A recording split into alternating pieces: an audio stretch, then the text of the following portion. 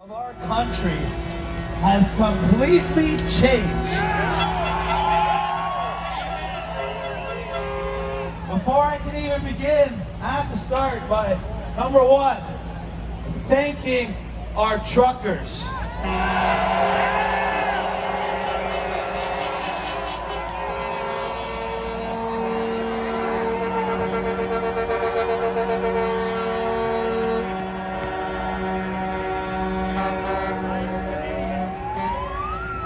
Not enough can be said for these frontline warriors that took it upon themselves to be the first group in Canada to stand in united non-compliance.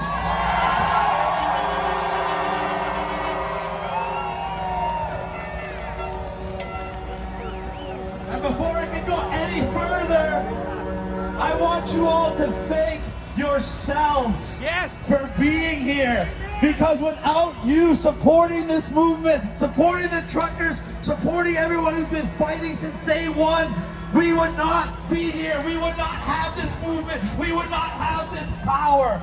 So thank you, Canada, from the bottom of my heart.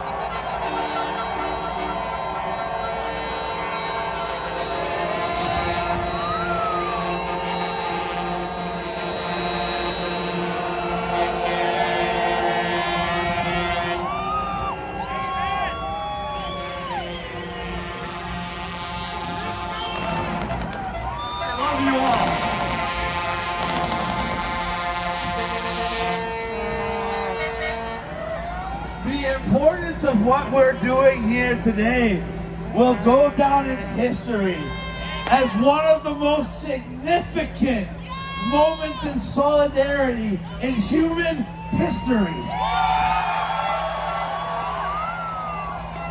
For nearly 2 years, I've been doing every single thing in my power, and so have many others, to try to achieve what people thought could not happen.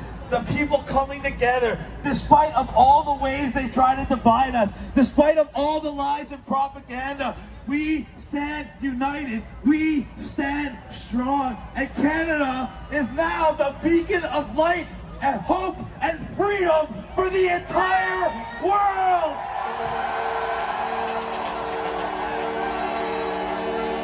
Oh! Let's go!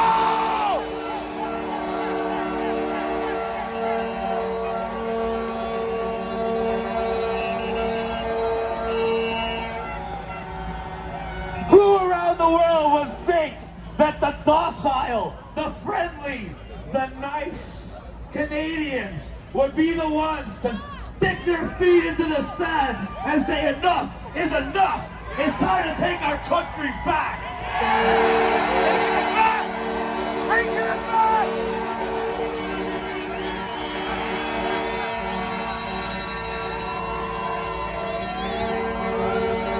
Face that way too. And our voice has reverberated so far around the world. You see convoys in Australia bearing Canadian flags. You see trucks in the Netherlands bearing Canadian flags. You see the people of Brazil screaming, "Go Canada!"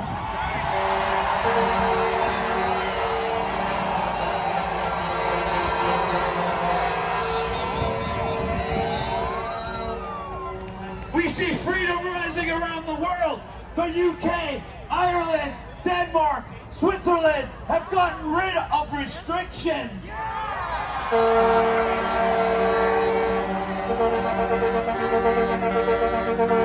And they're not going to be the only ones. They're going to be the first of many. The domino that started to fall, the tidal wave is coming in, ladies and gentlemen. And it's coming here to Canada. What do we see already? Besides the fact that our fearless leader is nowhere to be seen, hiding in a hole, making threats that he can't cash in on. What do we see? Scott Moe in Saskatchewan backing down against the mandates. Jason Kenney in Alberta backing down against the mandates. And why? They're going to say it's because they got Omicron under control. No, it's because we got them under control. Yeah!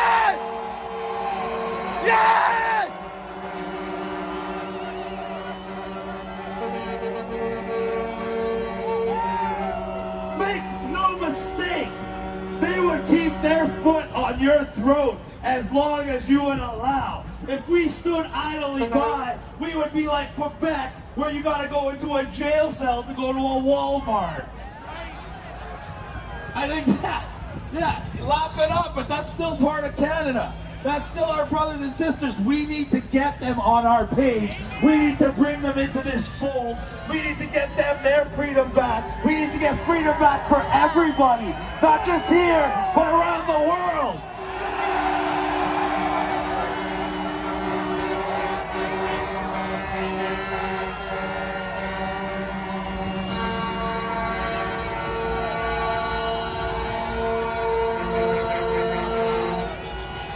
We are reaching the end of phase 2 of united non-compliance, taking action. And it's going to end with us taking our freedoms back. But we cannot stop there. We got to keep the pressure on, moving into phase 3 of united non-compliance.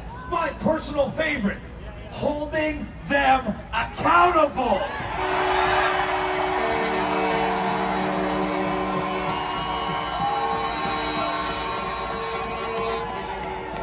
If these politicians think they're just gonna flip-flop and change sides because they've read the writing on the wall and all of a sudden be hailed as heroes, they got another thing coming. If these puppets like Trudeau think that they're just gonna fade off into obscurity so they can pull this shenanigans on us whenever they feel like it, they got another thing coming.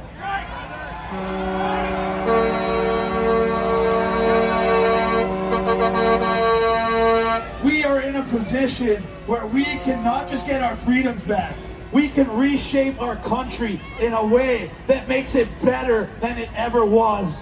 Better than any country in the history of the planet. We have the largest landmass, the most resources, the most diverse population. There is no reason why without the right governance, we cannot have a golden era of Canada where people have so much more than they ever thought possible. And it's all how we react now. They are going to try to do everything. You've seen what they're trying to do in the media. This is a racist movement. It's anti-Semitic. It's anti-black. It's anti-homo. It's homophobic. It's transphobic. Are you serious? Can you even walk around more than 5 steps without someone smiling at you or shaking your hand or giving you a high five?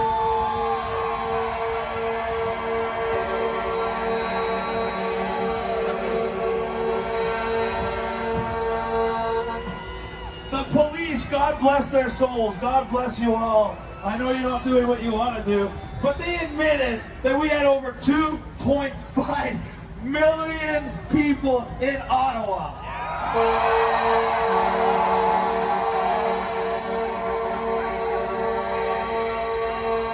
And there was so much love and so much togetherness. I don't even think somebody fell and scraped their knee, let alone had cried or anything. And this is what the dirty tricks the city's been pulling with trying not to let us get rid of garbage, trying not to let us pump out porta potties, trying to prevent emergency vehicles from where they gotta go. Why? So they can try to make this look bad. So they can try to make this look unlawful. There is nothing more lawful than standing up for what's right.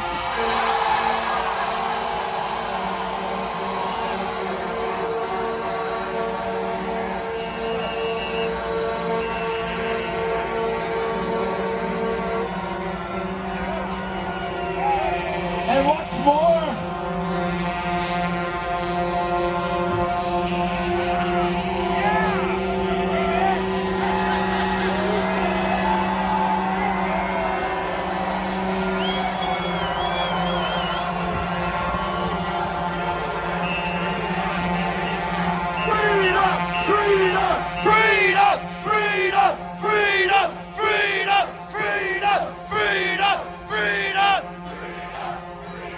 how good does that feel, ladies and gentlemen? How good does that feel?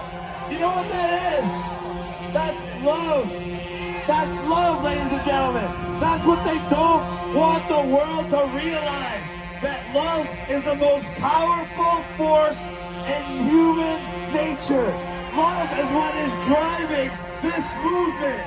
And when you have united non-compliance from love, when you have everybody ready to just say no out of love, it cannot be stopped. And if you love your country, and if you love your family, and if you love your children, and we want to protect their future, we have to stand together. We have to hold the line, and we have to keep moving forward. Let's go! Let's go!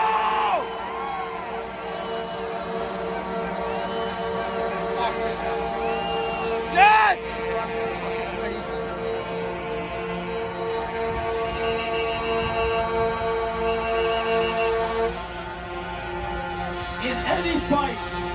In any fight, the winner will always be the one who's willing to die to win that fight.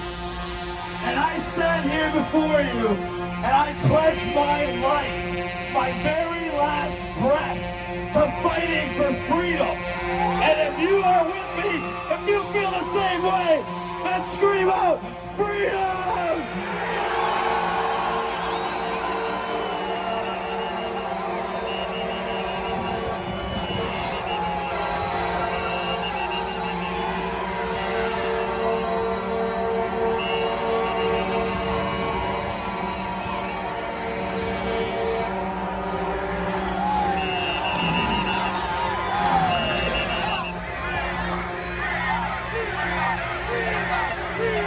Freedom!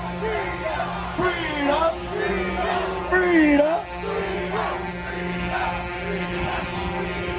You hear that, Justin Trudeau? You hear that, every wannabe dictator around the world? Canadians have stood up. Canadians have lit the fire. Canadians are leading the way, and there's nothing that's going to stop us. In fact, we've already won.